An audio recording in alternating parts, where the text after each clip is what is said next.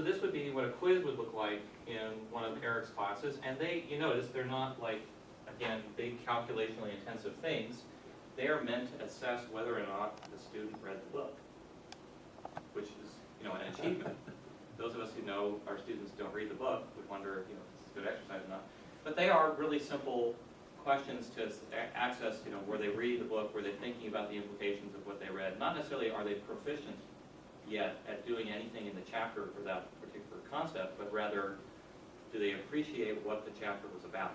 Because they're not really ready to engage in class yet if they haven't even assessed, we know what friction is, or we know what the word impulse means, or, it was in the book or not. So I think he was trying to do very basic things.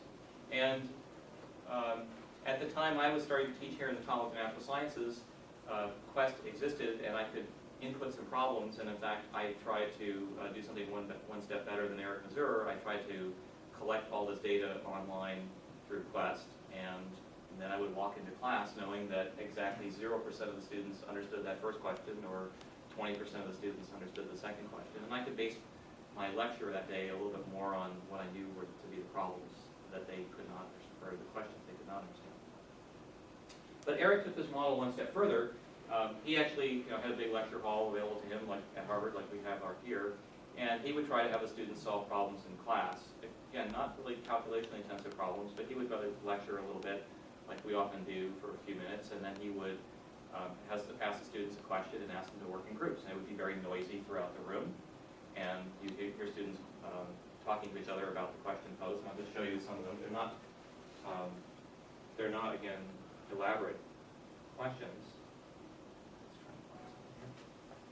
I'm sorry, I'm one of those teachers that's now teaching straight out of the book by putting on the document camera. I think I'm not supposed to do that. A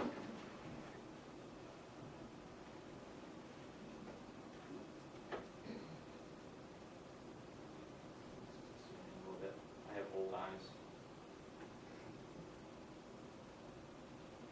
This just represents the kind of thing that he would ask as a discussion problem in the midst of class. So this one is a word problem that's describing what a person's doing, and then they're supposed to be moving along a number line, and the question ultimately is, which of the graphs below correctly describes or represents the motion described in that word problem? So it's trying to make the students proficient at the idea of graphing and displaying some motion in physics, because there's really no moving on from physics class until you at least understand how to do that. We can't take derivatives of things and expect them to integrate things without some basic understanding what the graph represents. Yes, Sam? Sasha, I suppose this is semi-relevant at this point.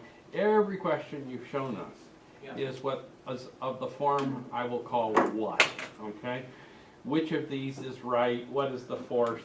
Which direction does the particle move? Stuff like that. In the sense that it's a multiple choice question. Not just that, but there's no why, okay? In Absolutely. particular, for that first motion problem, the circular motion, if somebody had been forced to answer the question why, they might have gone back and changed what. Absolutely. Because there would be no explanation for, all these curved motions. Absolutely. Okay. Alan, so I'm glad you brought this up. I certainly Okay. will not be the best practitioner that you can talk to about how to use this kind of model for a classroom. I think some of the really great practitioners I'm familiar with in the physics department are people like Greg Sitz or Mike Downer. They love this book, and they would go on at length with you about how to use it. But I found myself able to use questions like this as the launch point for the discussions that would happen in class, and then could address the why. Gotcha. So one of the more effective moments I could see, and literally I would watch Greg Sitz's class, you would pose a question like this to the students. They would vigorously discuss it for 3 or 4 minutes. You might have yourself walk around the auditorium as they're discussing it. I actually also employed undergraduate teaching assistants to walk around the auditorium while they were discussing it to seed some ideas out there. And then I would ask students for their ideas on what the correct solution is. And the best case is when there's not consensus, and you ask student groups to explain why they would answer this, and you absolutely don't want to reveal the answer. You would like them to discuss it. And it allows you, the instructor, to then come in and add some perspective on how to approach the problem, or why it is so that, and you can then give them a mini lecture. So in the case of a little centripetal motion problem, I can remind students of, well, they read in the book that this mathematical derivation is so, and there's this box formula that they're supposed to remember, and this is how we apply that box formula in solving a problem like this very conceptual problem. So I have found this kind of question and answer type setting a very effective point for me to launch into an extemporaneous lecture, rather than just pre-prepare a lecture that they may or may not know answers to or know how to use. And it's a way of building a lecture on the fly that responds to where the students are at. Okay? Thank you. But I think it's great that you brought that up, because I probably haven't said this. It has a certain dynamic quality of how to use the class time. Sure. So I did this a lot in my classes, and as an instructional model, I found it really felt satisfying to me of the kind of things I could do in class that made my value added beyond the textbook, beyond just opening up the pages and say, this was on page 5, and here's the derivation of page 6, and then here's page 7. I've never been as proficient a lecturer as some of our really gifted orators who can start at the left-hand side of the blackboard and work their way to the right-hand side of the blackboard and have these nice, beautifully written equations.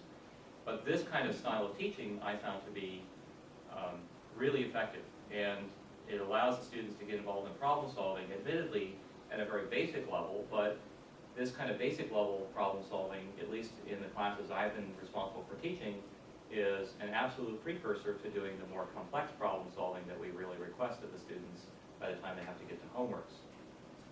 But I will tell you that the students in my classes really complained.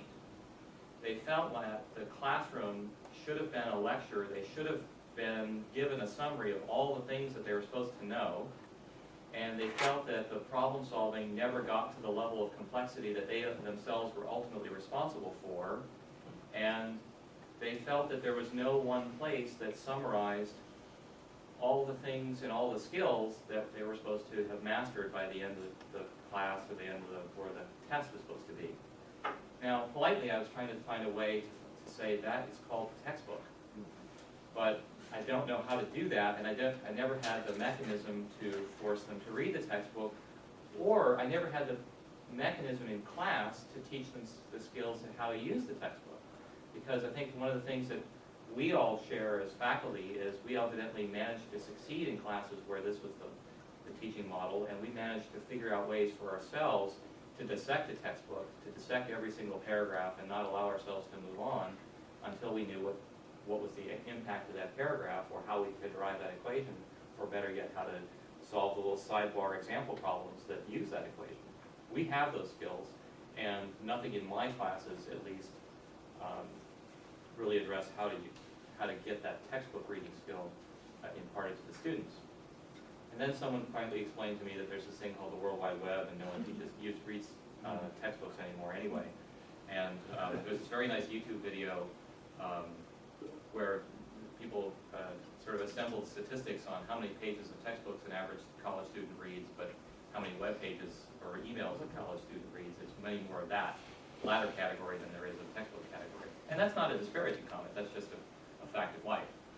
So in fact, if we assign a web page for the course, or web sections for the course, it might be more effective for people to. Well, funny you should say. So, or they have the same problem. Well, let's see. In no way do I mean to represent the kind of things I'm going to talk to you about are unique. In fact, I feel like I've stolen anything as an idea here that I'm going to say. But I attempted to do basically what you just suggested.